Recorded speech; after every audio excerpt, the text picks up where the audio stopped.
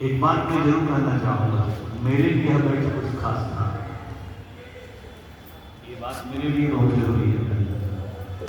हम जब ज्वाइन किए थे उसमें वो बैच था जिसके बारे में मुझे बहुत कुछ पता नहीं था, मगर इस बैच के बारे में मुझे बहुत कुछ पता था और मुझे बहुत आशा भी थी और आज भी कोई निराशा नहीं। ये नूर थे, हमको कोहिनूर बना करके पेश करना था। आपके लिए, आपके दामन के लिए फूल हो सकते हैं, थोड़ी देर के लिए बना जाए, आपका घर का एक परिवार हो सकता है, लेकिन मेरे लिए ये बच्चे केवल घर के निछाते ही हमारी पहचान भी थी और हम लोगों ने भरसक प्रयास किया कि हमारी पहचान बने, बिरादर की पहचान बने और बने भी। इन्होंने बहुत अच्छा किया, इसमें कोई दो राय नहीं। हाँ, और भी अच्छा कर सकते हैं। हम ईश्वर से प्रार्थना करेंगे कि अभी जिस मंजिल को आपने प्राप्त किया है ये आपकी अंतिम मंजिल नहीं है। यह परीक्षा भी आपकी पहली परीक्षा है, जीवन की पहली परीक्षा इसको कहते हैं, जहाँ से केवल 10 सर्टिफिकेट का वेरिफिकेशन होता है, आपकी नॉलेज का वेरिफिकेशन नहीं होता। मैंने सुना अपने शिक्षकों से कि कुछ बच्चे हैं जो हमारे मायूस हो गए। क्यों मायूस होते हैं? मेरी तरफ से बात याद रखिएगा, टैगोर ने भी तालिब इस बात को बताया, degree helps but knowledge never helps. आप क्या है, हमने तो कहा कि आप हमारे कोहिनूर हैं, मुझे पता है आप जहाँ रहेंगे वहाँ आपकी समझ रहेगी, बिरादर की समझ बन रखे, समाज को अपनी पहचान बनाते रहिए और मेरी मदद करें, कभी भूमि नहीं हो सकती, नहीं इतनी अच्छी है।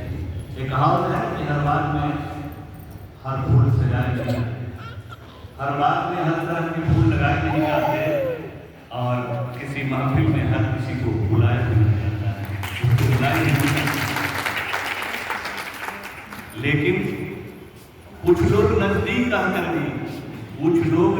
रहकर भी याद नहीं आते और तुम दूर रहकर भी हमारे जैसे लोगों से बुलाए नहीं जाते। मुझे बहुत अच्छा लगता और जीवन की बात में जरूर कहूँगा कि जीवन सच्चा है माँ बाप के प्यार से। हमारी बात कभी जिंदगी में बोलना नहीं, किसी भी औलाद का जीवन कभी सजता है जब माता पिता का प्यार मिलता है। इसीलिए बड़ी अच्छी बात कही गई कि जीवन सजता है माँ बाप के प्यार से, मगर जीवन मांगता है उन गुरुओं के आशीर्वाद से। इसको कभी मत भूलाना है आप लोग। और मैंने क्लास में भी कहा था, आज पेरेंट के सामने भी कह रहे हैं कि हम विदाई नहीं दे रहे। कैसे विदाई देना? मैं +2 तक पढ़ा था, 11-12 की व्यवस्था करके रखा हूँ। जो पेरेंट बाहर में अपने बच्चे को छोड़ आए हैं, उनके बच्चे की हालत खराब है, अभी 3-4 आदमी लेकर गए हैं, रजिस्ट्रेशन कराए हुए हैं। मैंने पूछा कि आप 3 महीना से पढ़ रहे थे, क्या पढ़ रहे थे? किसी क्वेश्चन का कोई जवाब नहीं। मैंने क्लास में भी कहा था कि आप 10 क्लास पढ़ जाओ और 11th और 12th के लिए सारी व्यवस्था पूर्ण हो चुकी है। पेरेंट जितने आए हैं इस बात का ध्यान रखेंगे कि आपके बच्चे जब तक 11th-12th का बेस लेकर के बाहर नहीं जाएंगे कुछ नहीं कर पाएंगे। एक कहावत है ना कि अगर कोई रूट नहीं तो फिर कोई फ्रूट नहीं।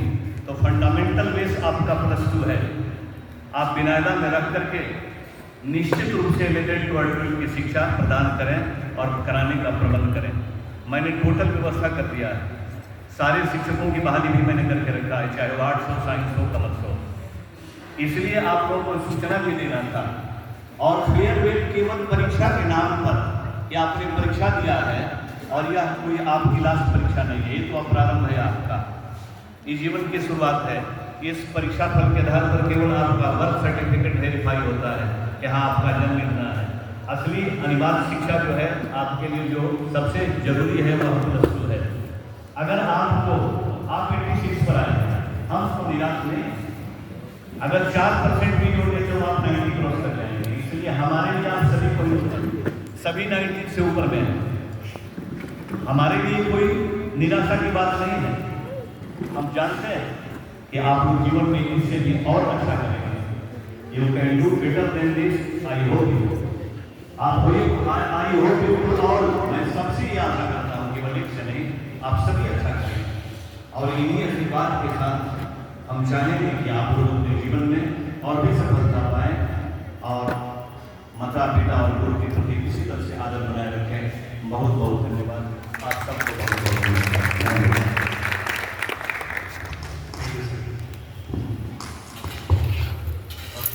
हम समारोह का समापन करते हैं।